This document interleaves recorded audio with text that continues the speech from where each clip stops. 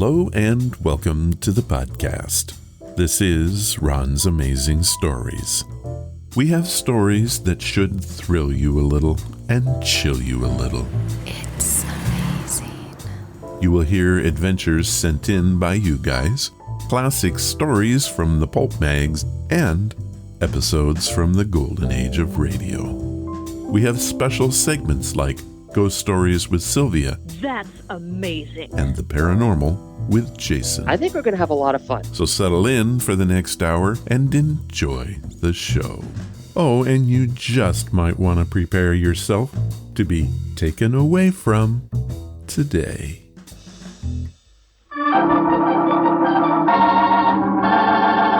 Another 5-minute mystery.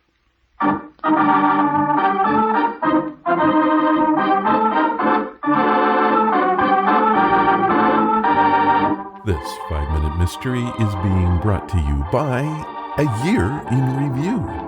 We will open the book, but its pages are blank. We are going to put the words on them ourselves. The book is called Opportunity, and its first chapter is New Year's Day. Okay. Homicide Division, Inspector Nichols speaking. Who? Ralph Dean. The guy that backs all those nightclubs with his dough? Where? Right, I'll be there in 10 minutes.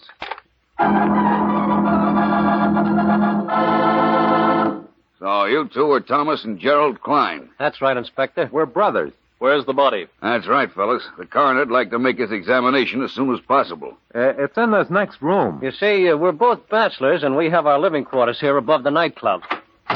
Right in here, Inspector. Not much of a mess. Mustn't have been a struggle. There wouldn't be much blood in a death like this. Death was too instantaneous. As we said, Inspector, Dean came to Thomas and me and asked if he could come up here to talk over a business deal with this Johnson fellow. Dean had put up the money for his club, too, but Johnson wasn't cutting in with enough dough. Was Dean financing your club, too? Why, yes. But to get back to the story, Inspector, Dean and Johnson came up here to this room. After about half an hour, Thomas and I heard 2 shots. We happened to be in the kitchen just below here. We ran right up, but Johnson had beat it. But not before he stopped to plant my necktie in Dean's hand to frame us. Make it look like I killed Dean. How about that necktie in the victim's hand, Coroner? It looks as though Dean ripped it off the neck of his killer. See? Johnson's a smart operator. He knew it would look that way. Can you remove the tie from his hand, Coroner? Yes, if you want me to break his hand. It's a case of cadaveric spasm, Inspector.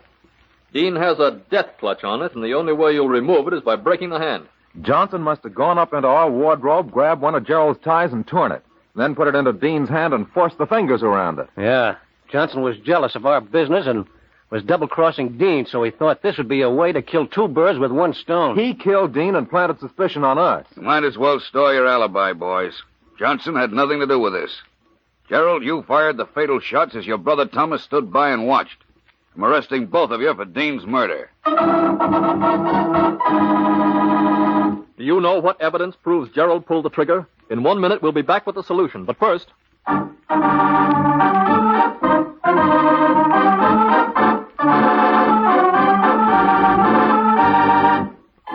there's a lot to take in here, but I have to agree with our detective that these guys are guilty. Now, how do I know this?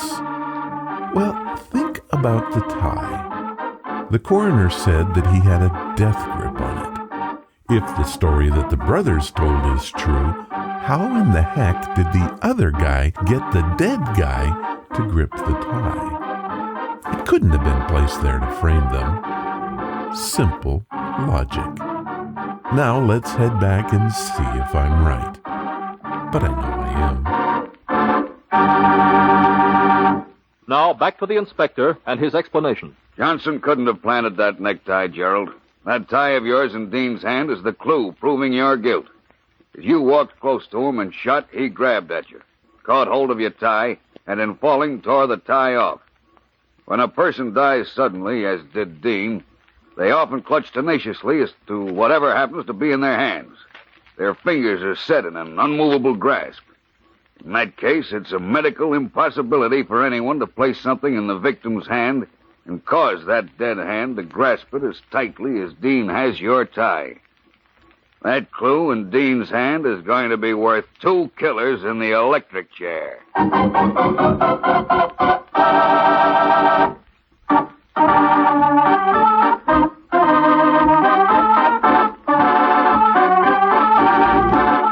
death grip is a real thing, and this story is pretty spot on.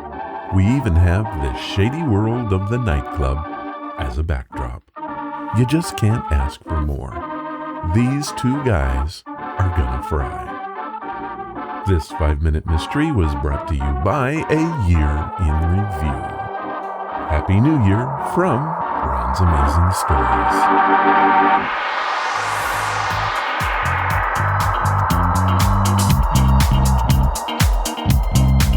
What's that you say? Welcome to the podcast. We're close to a new year, and I thought that we should do a review. But what a year. And if we're all being honest, do we really want to review it? I don't. But then again, there is something worth our time. This past year has seen more stories than ever submitted to the show. Probably due to our self-isolation. We've had more great adventures, amazing encounters, and some strangeness that can't be explained. But we can't listen to every story that was sent in. However, what we can do is pick one story for each month. And that is what I have for you today. I have picked what I think are the best stories from January to December. It was a tough job picking just 12 stories, but I think I've done it. You will have to be the judge. I received an email from Fernanda Poe, who lives in the Philippines. I'm always excited to hear from other countries. The podcast is still doing well there and is usually in the top 100 on the Apple Podcast charts. Thank you, Philippines. Now, Fernanda writes, Ron, I've been thinking about your new podcast idea. While I would rather you read the stories, I can see having a live show is a good idea. But I think the title, These Are Your Stories, should stay with Ron's Amazing Stories. Might I suggest that you call the new show Your Amazing Stories? Fernanda. Okay, I have to say that this hit me like a thunderbolt. What a fantastic idea for the name. I wish I'd thought of it. While I won't promise to use it, I will give it a test run. Thank you for your suggestion. It is a pretty good one. I did some initial research and didn't find anyone else using it. What I would like to ask is that the listeners send in their thoughts on it. Also, maybe you have a better name. Thank you, Fernanda. I really appreciate your thoughts. And now, this one from Audible.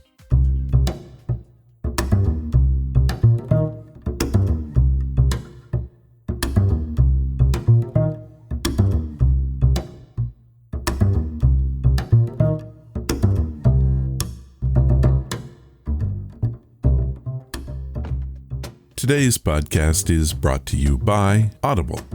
Get a free audiobook and a 30-day free trial at audibletrial.com/Ron's Amazing Stories.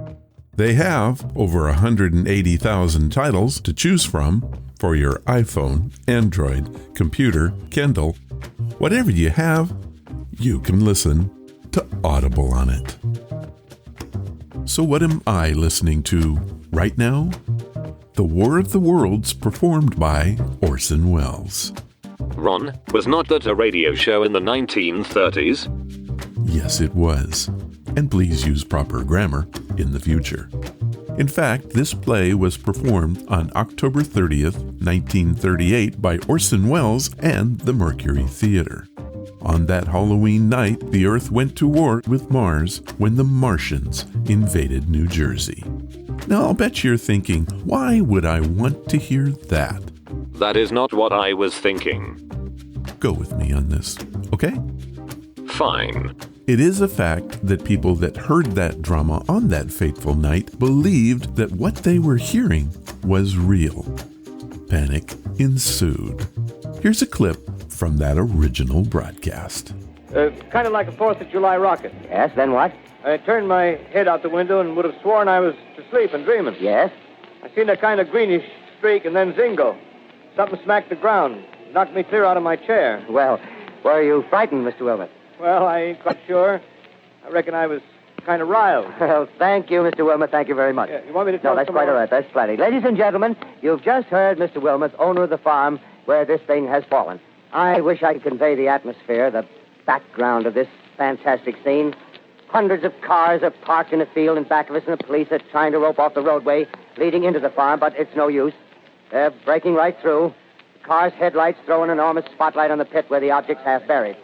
Now, some of the more daring souls now are venturing near the edge. The silhouettes stand out against the metal sheen. One man wants to touch the thing. He's having an argument with the policeman. Now, the policeman wins. Now, ladies and gentlemen, there's something I haven't mentioned in all this excitement, but it's becoming more distinct. Perhaps you've caught it already on your radio. Listen, please. Do you hear it? It's a curious humming sound that seems to come from inside the object. I'll move the microphone nearer. Here. Now, we're not more than 25 feet away. Can you hear it now? Professor Pearson. Yes, Mr. Can you tell us the meaning of that scraping noise inside the thing? Possibly the unequal cooling of its surface. I say, do you still think it's a meteor, Professor? I don't know what to think. The metal casing is definitely extraterrestrial. Not found on this Earth. Friction with the Earth's atmosphere usually tears holes in a meteorite. This thing is smooth, and you can see its cylindrical Just a minute. shape. Something's happening. Ladies and gentlemen, this is terrific. This end of the thing is beginning to flake off. The top is beginning to rotate like a screw, and the thing must be hollow. He's moving! Keep back! Keep those men back! Keep back there! Keep those idiots back! Take off! The top's loose! Look out there! Stand back! Ladies and gentlemen, this is the most terrifying thing I've ever witnessed. Wait a minute. Someone's calling someone or something. I can see peering out of that black hole two luminous discs. The eyes, it might be a face, might be almost... Good heavens, something wriggling out of the shadow like a gray snake. Now it's another one and another one and another one. Now imagine that you're at home and you hear that on the radio.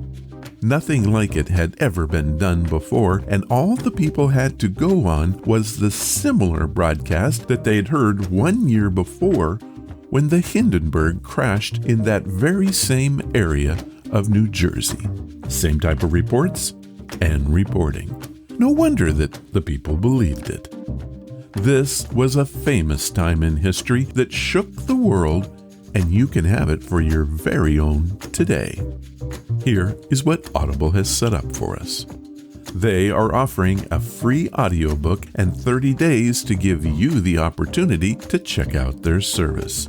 This includes free access to the Audible Plus catalog, which is updated monthly with new titles. To download your free audiobook today, go to audibletrial.com/Ron's Amazing Stories. Again, that's audibletrial.com/Ron's Amazing Stories, and you can get War of the Worlds starring Orson Welles today. Thank you, Audible. And now it's time for a year in review of your stories. These are your stories, sent by you, for you.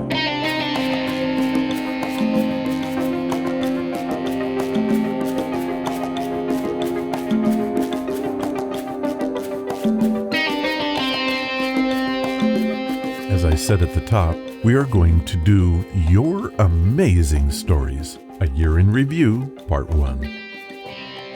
This time we will do January through July. Next week we will finish up with August through December. Now, how this will work is that I have picked a story from each month of the year 2020. We have had some crazy stories, funny stories, and of course, creepy stories this past year. All I have to say at this point is thank you to everyone that has shared a story. It has been an odd year, and you guys made it just a little bit better for all of us. Our first story comes from New York and is by Samuel McCarthy. It was the very first story of 2020. Sam is a limousine driver for a major firm and has driven pop stars and royalty across the great city. Sam is also writing a book titled Confessions of an Irish Cabbie. Here is his story titled Limo Number 613. When I graduated from high school, I really didn't know what I was going to do with my life. I worked part-time for my father's taxi service and continued doing that for most of the 1990s. In 1999, I decided to step out on my own and start a freelance limo service. I was not able to compete, so I sold my business to the biggest limousine company in New York and have been working for them ever since. A lot of strange things happen when you're driving the rich and famous around, but the strangest one of all? Well, that has to be the one that I experienced when I was alone. It occurred in limo number 613. But first, let me tell you all about that car. The word limousine is derived from the name of the French limousin, which is a particular part of a carriage that physically resembles the raised hood of a cloak worn by the shepherds of the time. The name was then extended to this particular type of car with a permanent top protecting over the chauffeur. This type of automobile had an enclosed passenger compartment seating 3 to 5 persons, with only a roof projecting forward over the open driver's area in the front. Limo number 613 was a 2010 Cadillac DTS sedan. This is your typical for-hire car, the type you would find at proms, weddings, and special taxi services. One night, my coworker and friend, we'll call him Carlos, was coming home from a gig. He was carjacked about 2 a.m. in the morning. Before he could raise the bulletproof windows, he was shot in the head and his body was thrown out onto the street. The car was found 2 days later in an alley, left with the driver's door open and the motor running. There wasn't a single scratch on the vehicle except for the blood of my friend on the front seat. After a lengthy investigation, the car was eventually returned to us. It was cleaned and put back into service. No one wanted to drive that car. It was, in fact, and it felt like, it was cursed. When you drove it, it would do strange things, like stop on its own, break down in heavy traffic, and even try to veer into traffic. It got to the point where it would sit in the garage for months on end without being used, only seeing the light of day when things were busy or other cars were unavailable. This is where my story begins. I was set to pick up a celeb at the airport. My car was being serviced and I had to pull from the pool. Just my luck, the only car left was number 613. I tried to find an alternative, but nothing was available, so I took the keys and drove to the airport, saying a prayer as I went. The trip went off without a hitch. The car behaved, and I was able to do my transport with no issues. After I made my drop-off and I was heading home, I felt a hand on my shoulder. I turned to see Carlos sitting next to me. It was a full version of my friend, and he was smiling. I felt a peace wash over me like I had never felt before. My mind went blank, and from that point on I was unaware of what I was doing.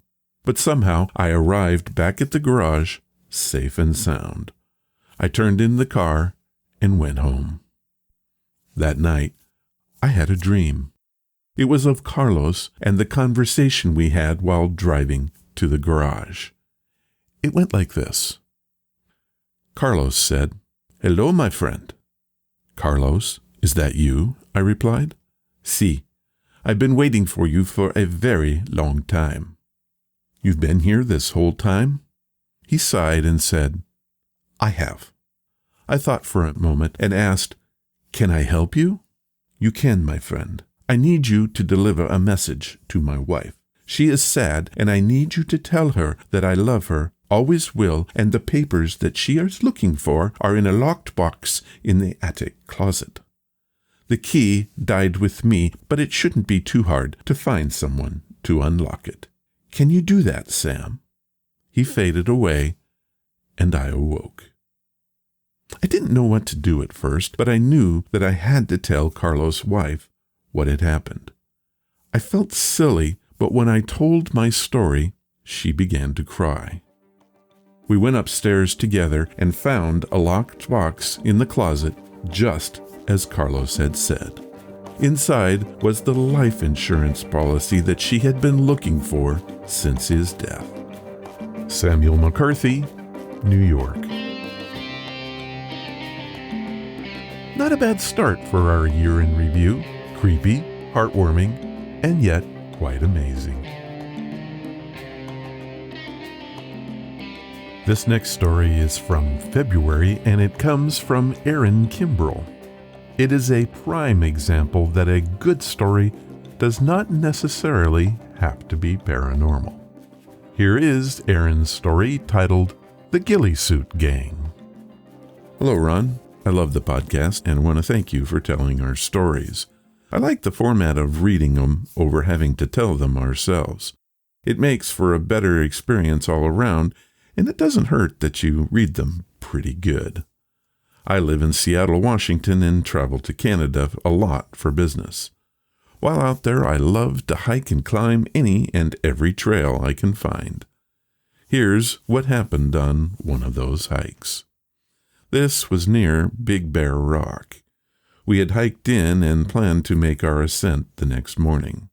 My friend had left all her climbing gear and her rucksack just outside her tent, or we definitely think she did anyway, because the next morning we found that her boots, a few clothes, and all of her chalk powder had disappeared. We figured that it could have been completely feasible that she misplaced it, although we were quite sure that they were next to her tent, and we really didn't want to believe that they were stolen. Anyway, we didn't want to read too much into this, and so we just stupidly said to ourselves that perhaps she had left it by some boulders and some animals had, taken some interest in it. I know it sounds stupid, but it was very reasonable to us at the time. She wasn't able to climb that day, but we did. Fortunately, she had brought some tennis shoes along, so in reality, all was well. Anyway, fast forward a year. We're at the same spot as usual, sitting by our tents and chilling after having some food.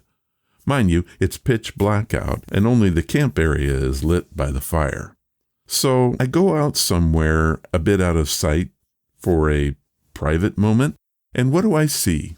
A dude in a full-on ghillie suit laying flat on his stomach looking right towards our campsite.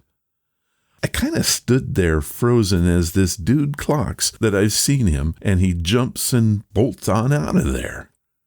I went back to camp to tell what happened, and everyone was gone. I freaked out, and my mind began to swirl through all of the possible scenarios, none of which ended well. I yelled out for my friends, and finally they called back. It turns out that they had seen two other creepy guys in ghillie suits surrounding the camp. They had tried to chase them down, but weren't able to catch up. It was too late to hike out that night, so we decided to set watches.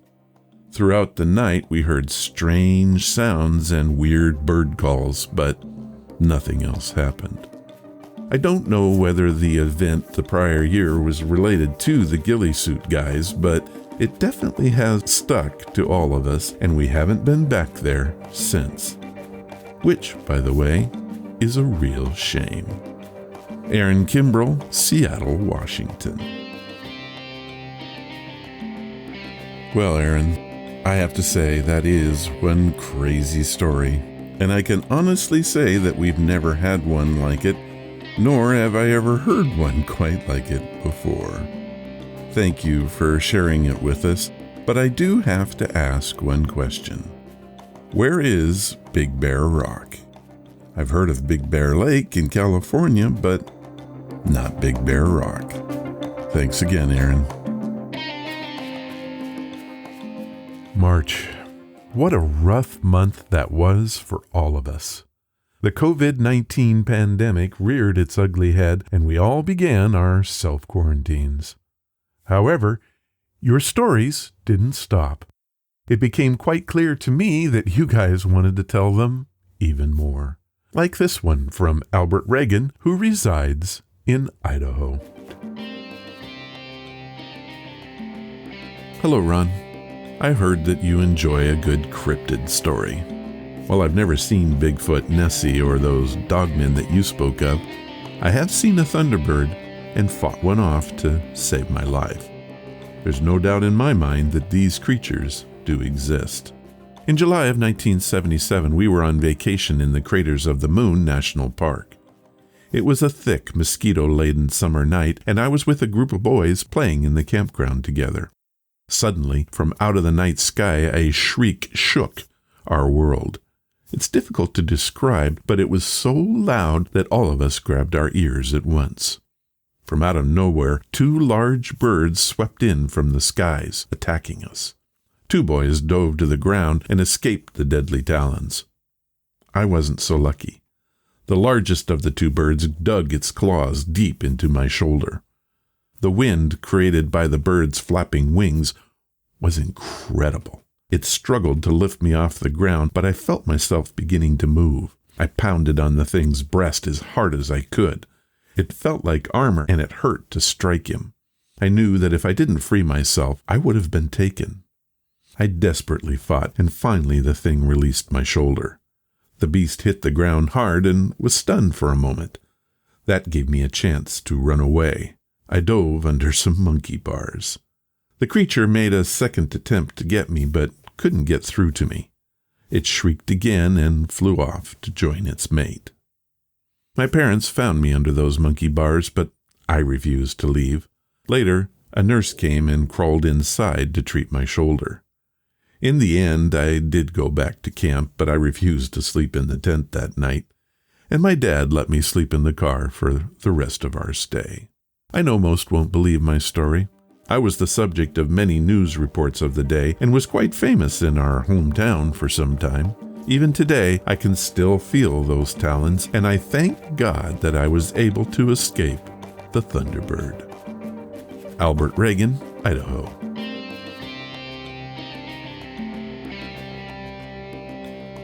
Well, a Thunderbird. What a great story and so very terrifying. I've actually been to the Craters of the Moon Park, and I want to say it was in the 70s, but I can't be sure. Thank you for sharing your story, Albert. It truly is amazing. Now we move to the month of April.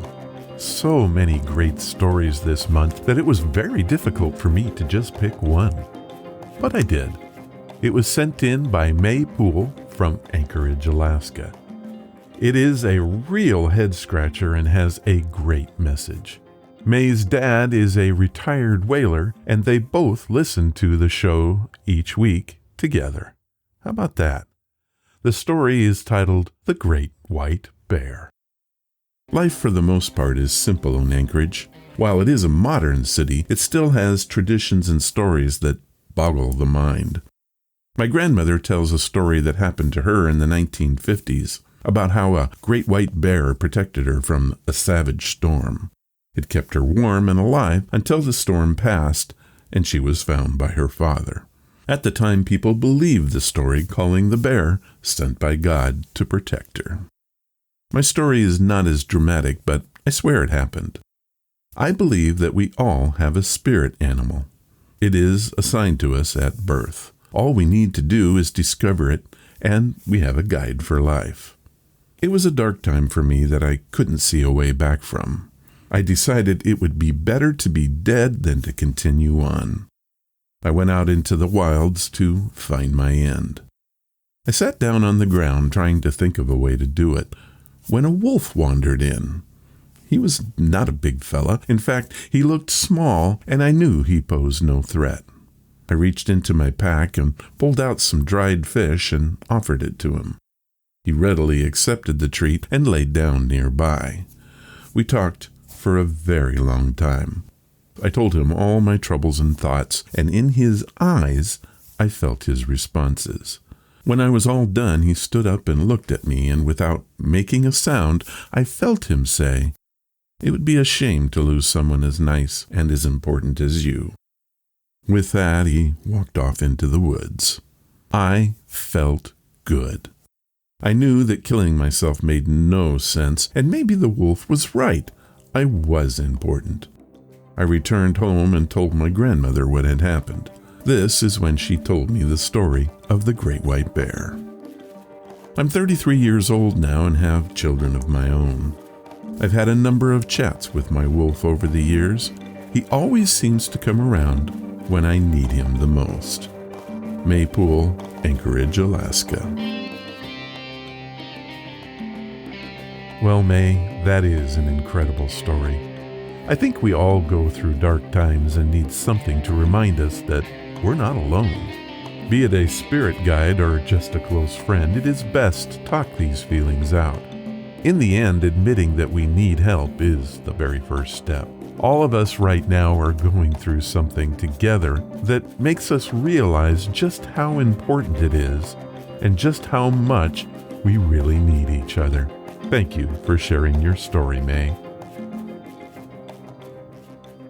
The month of May 2020 brought to the show probably the most epic tale of the year. I've never really gotten over this one, and it has been documented with tons of research. All of the events you are about to hear were taken from the pages of history, but yet it happens in a dream. How is that possible? Well, let's listen to Alexander Short's story titled The Toil Bridge Train. Our next story isn't a story. Or is it? I think even the author doesn't know for sure. Our dreams can feel so real sometimes that it's hard to tell the difference. This story could also be a very real time slip. If that's the case, then it becomes terrifying. I'll leave it up to you to decide. The tale was called The Toil Bridge Train, and it was sent in by Alexander Short. Alexander sent this note. Hey Ron, thank you for your podcast. The story I have for you was transcribed from my personal journal. I finally found it after all this time. I know the writing needs some work, and you have my permission to edit it. I swear too much. I don't know what category to put this in. I'll leave that to you. Thank you ahead of time for reading this on the show. I now live in Manchester, England. I know you like to have the place of origin. Alex. Well, Alex, here is your journal entry from December 28th, 2005. I'm writing this because tonight something terrible happened to me. I didn't know it at the time, but my fate as a human being became mired in the dark clutches of death. And it's all because of some stupid train. My name is Alex, and I'm writing this now in this journal that my mother had given me just before I started this trip. You see, I'm a performer, an actor, so to speak. I had been doing a show in Edinburgh, the Fringe Festival, pretty much actor heaven. Any show that you want to see, it'll probably be there. It has been going since 1947, and it's amazing. I was in a 3-person show, a small rendition of Stephen King's Misery. I played the writer, Paul Sheldon, and we performed in this dingy, dirty warehouse. It was perfect. It was small. It was intimate. I couldn't have asked for a better opportunity. Sorry, I know I'm ignoring the train, but frankly, I don't even know where to start. I wanted to stay in Scotland for a couple months after we closed the show. I had fallen in love with the Gothic architecture, the deep history. That kind of stuff calls to me. But the weather and everything else about this place was rather gloomy. But I still loved it. Well, I boarded the train at Burnt Island and was heading to Dundee to see Glamis Castle and the statue of Desperate Dan. I love old castles, okay? I got on the train around dusk. There were 70 other people, give or take. I had been on a Stephen King kick, kind of ironic now when you think about it, and sat down to dig into his book, The Shining. Never read it before. It was about some psychic kid with daddy issues, or at least that's what my classmates said before throwing me her copy. I was well into the novel when around 6 p.m. I started feeling my eyes getting kind of droopy, and I was feeling tired. This is where things went wrong. This is the one time I wish I could have stayed awake. I didn't know it then, but I'd messed up. I woke up about an hour later, 7 p.m., feeling like crap. Something smelled. That smell you get when you find a dead rat under your bed, left by your cat. I look around me and everything feels different. It feels wrong. That feeling you get when your mother and father calls you and says, "Hey, I have some bad news." That feeling in your stomach, like a punch from Ali. Everything looks old, like right out of the turn of the century strange. It felt like I was being goofed on or something. Maybe they had gassed me and put me on a strange train for a laugh. At least that's what I wanted to think. But no one knows I'm here, and I'm traveling alone. Oh, and that smell was making me gag. Looking around the train, I also noticed that I was alone. The lights were really dim. That's when I noticed candlelight. I asked myself, what is going on? The train engine was loud. I can't even believe that I slept through it, but it was loud. I looked outside for any sign of civilization, lights, people, anything. I was starting to panic. Then, out of the door to the coach in front of my compartment, I could see someone walk through the door. My anxiety subsided for a moment, and I breathed a heavy sigh of relief. He was looking at the ground, and when his gaze finally met mine, the anxiety returned. In fact, it was skyrocketing. Everything inside me was telling me, time to get off this train. So I got up and asked the man who was standing in the aisle about 6 feet from me. I caught his eyes again, although he seemed to be avoiding my sight. It was dark. I really couldn't make out his face. I screamed at him because of the engine noise. "Hey, what's the big deal? Where are we? Why was I moved to this old, smelly train? Where is everyone else?" He looked at me, releases a heavy sigh, and simply points to the seats behind me. 2 seconds ago, I was alone on this train, and now I look behind me and there were people. Or at least I think they were people. They all had the same expression, maybe looking at different things, but they all had the same expression. Their eyes kept darting towards the windows of the car, back at me, and then to the windows. They were looking for something. I don't know what, but they all looked antsy and uneasy. I look back at the man whose face finally appears in the candlelight, and he introduces himself as Mr. Broach, son of Sir Thomas Broach. I said back to him, "Look, I don't give a rat's buttock who your father is, and I swear if this is some kind of joke, the first 2 I'm coming after are you and your father." I was mad, enraged. I usually don't say such awful things, but I was really beginning to panic. He simply told me, "Everything is fine, and please return to my seat." I obliged him, taking a second to regain my cool. Maybe I was overreacting. Maybe I was just having a crazy nightmare. So I sat, and I began to look around to the other passengers. for help. They wouldn't talk to me.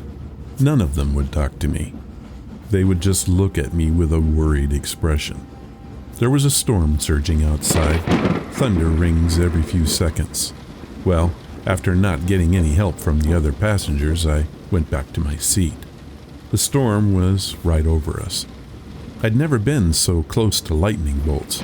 You see, I could see them crack and split trees along the side of the train from the window. Then I noticed the clothing of the passengers. It looked like I had been dropped into the late 1800s. Most of the men were wearing kilts, and the women were wearing those weird hoop dresses, and everyone carried that terrible smell of death. Okay, now, this is the point where I started looking around for cameras and sound equipment. If this was a goof, and it had to be, it was a good one. I didn't find anything. There was no way I just fell asleep and then fell 100 years through the past. Then the car started to rock back and forth on the rails. You could hear the screeching of the steel wheels. Sparks flew up past the windows, and everyone began to scream. I watched their eyes as they rolled back in their heads.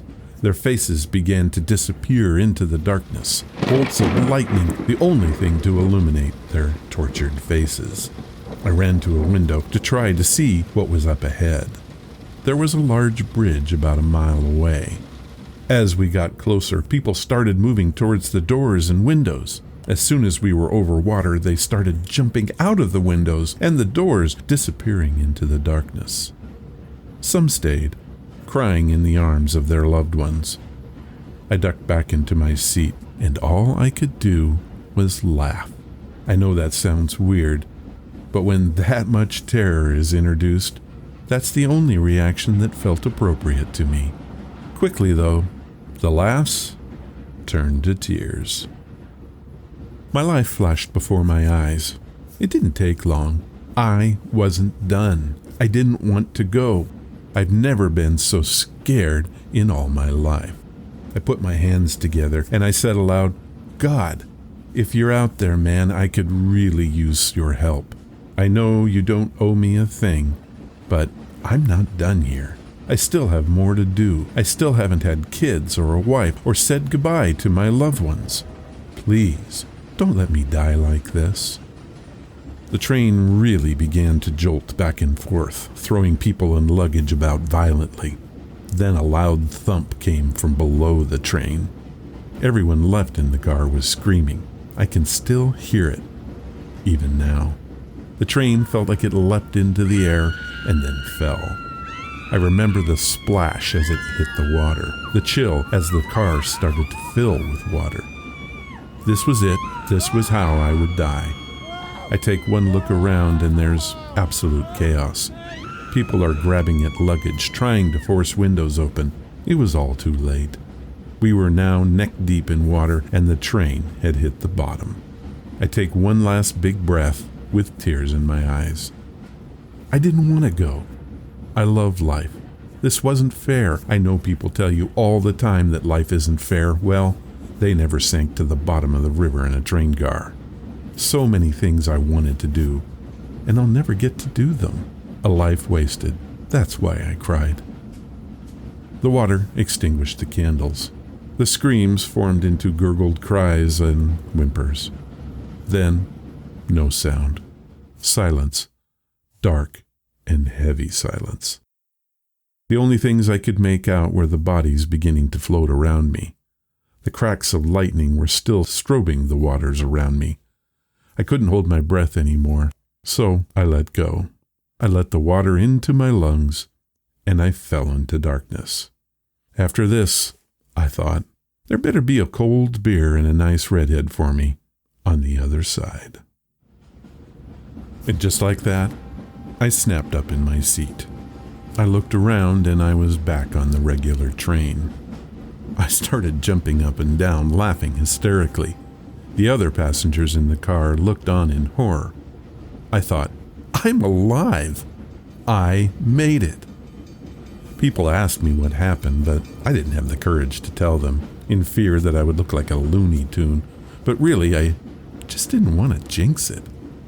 When I got off the train in Dundee, I felt safe, and I noticed a small little plaque on the landing.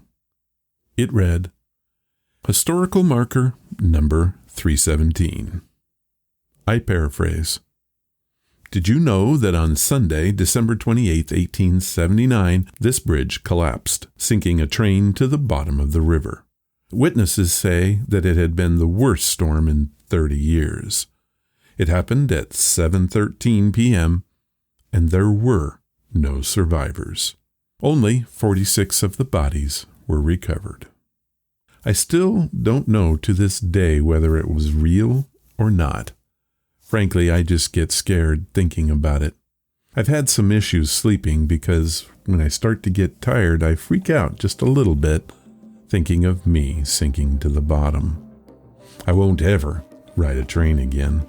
It's been a long time since my nightmare aboard the ghost train, but I can still feel the water in my lungs. Maybe someday that will go away. Alexander Short, Manchester, England. That has to be one of the best stories we've ever had, true or dream. I really don't know how to comment on this one other than I had to stop several times while reading to shake off the shivers. Truly amazing, Alex, and I thank you for sharing it with us. Now we head to the month of June with this story. It comes from Texas and was sent in by Seth Wood. Seth has titled his story, The Big Thicket Ghost Light. I did a little research on this one, and I wanted to share it with you before we read Seth's story. The Big Thicket Light, also known as the Saratoga Light, appears to travelers along Old Bragg Road in Hardin County, Texas. The road was originally a rail bed for a train that traveled from Bragg Station to Saratoga from 1901 through 1934. The lights were reported almost as soon as people started traveling through the area, and news about the lights started to increase starting in the 1960s. National Geographic even published an article on the ghost flame in October of 1974 with an actual photo of the light. Now, here is Seth's story. Back in 1995, my brother, my newlywed wife, and a friend of ours climbed into a Volkswagen Beetle and headed to Bragg Road. We wanted to find out if all the hoopla surrounding the ghost was real and to see if there was any truth to the stories. When we got there, it was dusk, so we could still see the dirt road and the tall overhanging trees. I saw a small yellow light that seemed to be about a half a mile or more away. The more we stared at it, the brighter and closer it became. Then suddenly the color changed to amber and the light started moving from side to side. I got out of the car along with my brother, and suddenly it turned white, and it was about the diameter of a bowling ball. It stopped in front of our cars some 25 yards away and then shot up towards the sky. We looked at each other in stunned silence. This was not what we had read about. But the night wasn't over yet. We again looked down the road, and the amber light was back, waving back and forth. This time, it didn't get any closer. I went to the car to get my camera, and as I did, I felt a hard shove. Thinking my friend was messing around, I told him to knock it off. I heard his voice from a few feet away. I didn't shove you. Turns out I was alone. Then my wife screamed. I turned to her, and she was pointing towards the woods. A flame was floating towards us very slowly. Not needing any more encouragement, we all jumped back in the bug, and we bugged out of there. Seth Wood, Beaumont, Texas. Good choice, Seth. I probably would have done the same thing, but probably a lot sooner. I found this little ditty on the internet. Town urges timber cutters to not cut timber on haunted road. Houston, AP. The East Texas town of Saratoga is once again up in arms over salesmen who want to cut and sell the timber from a haunted ghost road. But the residents want nothing to do with spoiling the spirit world that they claim that haunts the 8-mile sandy path that seems more like a tunnel with its thick canopy of trees and other foliage. For the 5th time in the last 30 years, Hardin County commissioners have moved to sell the timber, and for the 5th time, residents have objected to removing any of the roadside timber that provides the spooky ambience. How about that? Thank you for your story, Seth. We end part 1 of our journey through 2020 with this story from July. It comes from Michael Radcliffe, who lives in Minnesota. The title of his story is The Scourge of the Mice Devils. Hello, Ron. I just found your podcast and I love it. I'm just starting to work through your library and having a good time. I have a story for you that's not paranormal, but somehow I know you're going to like it. Thank you for doing what you do. Well, Michael, thank you for that, and here is his story. So there I was, perhaps 5 or 6 years old. My dad finally took me and 2 of my older siblings to Basswood Lake. I was so excited to go. We set up a big canvas tent, which was common in those days. I can still smell that canvas even now. I don't know if they ever truly dry out. It always felt kind of damp, and it always had a smell of mold and mildew. I kind of miss it, like I miss the smell of a 2-stroke motor in the water. After a day of fun, it was time to go to bed. We all walked into the tent and lined up side by side in sleeping bags on top of mats. But sweet dreams didn't await us that night. In the middle of the night, there was a lot of commotion. I woke up to mice scurrying all over us. They had somehow chewed their way into the tent. There seemed like hundreds of them. The mice were in our bags, and they were crawling all over us. There were flashlights zipping around the tent, shining briefly on various culprits. Oh, and there was action outside, too. We could see and hear them running across the top of the tent. An occasional owl would sweep down and grab one of them in the moonlight, right off the tent topper. My dad had work gloves on, and he was trying to corral them, while my brother grabbed them and stuffed them back into the holes. I had nightmares about this for a very long time. The next morning, the nightmares continued. The carnage from the mouse attack had wreaked havoc on our food supply and cooking utensils. Somehow, everything was soaked in water, and it hadn't even rained. Dead mice were everywhere, and in the pots and pan were drowned mice. With no food left and spirits broken, we cleaned up and packed up, ending our weekend trip early. I'm 53 years old now, and I've been back 47 years in a row to Basswood Lake. The events of that night have never been repeated. I have no explanation for what happened, and I've not heard of anyone else that has experienced the scourge of the mice devils. Now, I've had to move my camp because of bears, but never again because of mice. Michael Radcliffe, Minnesota.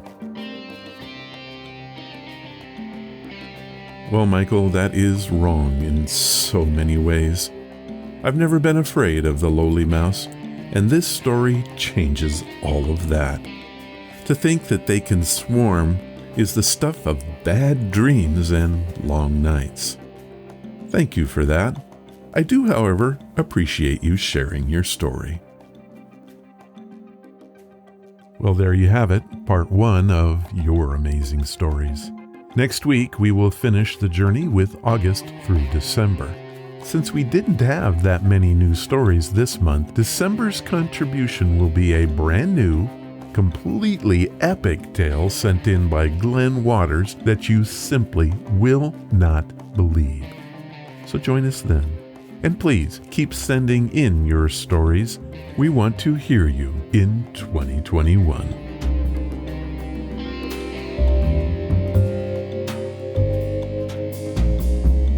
Not so important times in history.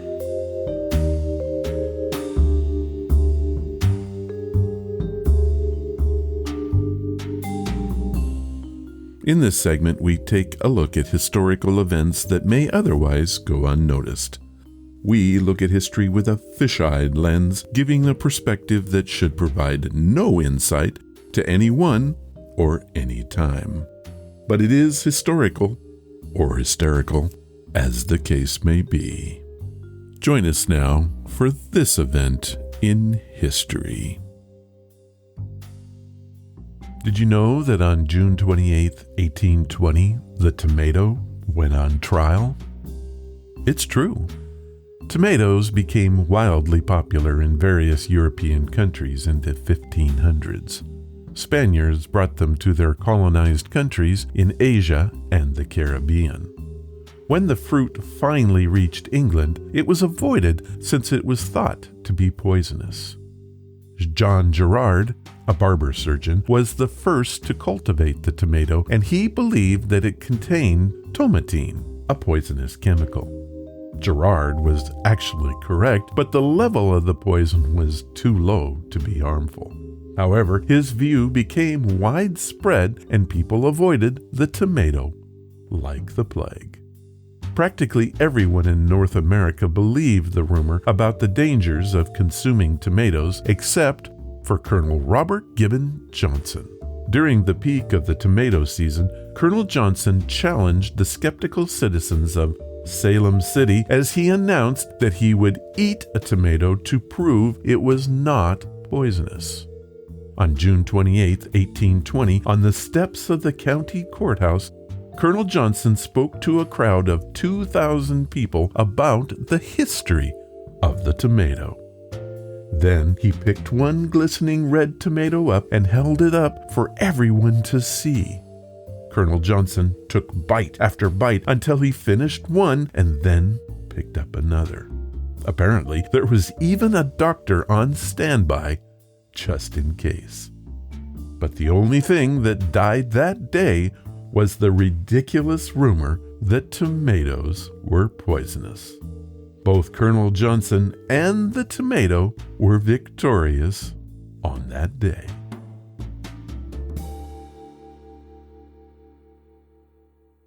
I hope you enjoyed this edition of the Not So Important Times in History. It was brought to you by Gladys Goodies, great treats for your dog to eat. I'm Gladdy, the dachshund, the face of Gladdy's Goodies. Are you worried about your pet's health? My parents were too, especially since I developed pancreatitis. They couldn't find any treats I could eat, so they made some. Our natural treats are healthy for all dogs, with and without health issues. We have lots of delicious flavors like chicken, turkey, salmon, sweet potato, beef, and more. With our homemade treats, you won't worry about the contents because they have no chemicals, fillers, or bad ingredients. Go to GladysGoodies.com now to get your fur friend a bag and pick them up some swag while you're there. You'll be glad you did. Remember, we have the treats and swag to make their tails wag. Again, that's GladysGoodies.com. Again, that's GladysGoodies.com.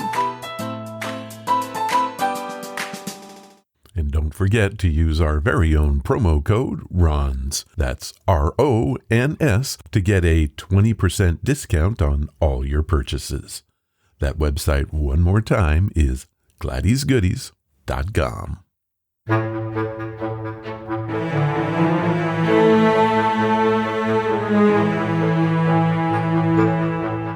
That was episode number 472 and is the last podcast of 2020. I want to thank all of you who listen each week to the show. You guys are the best, and I would be nothing without you. If you want to follow the podcast or the blog, head to ronsamazingstories.com. There you will find any of the links I mentioned and how to contact us. Do you want to help the show? The best thing you can do is to tell your friends all about it, and please leave reviews or feedback wherever you listen. Clicking that follow or like button makes us grow. Thank you for listening, and I hope you come again to find out what are Ron's Amazing Stories.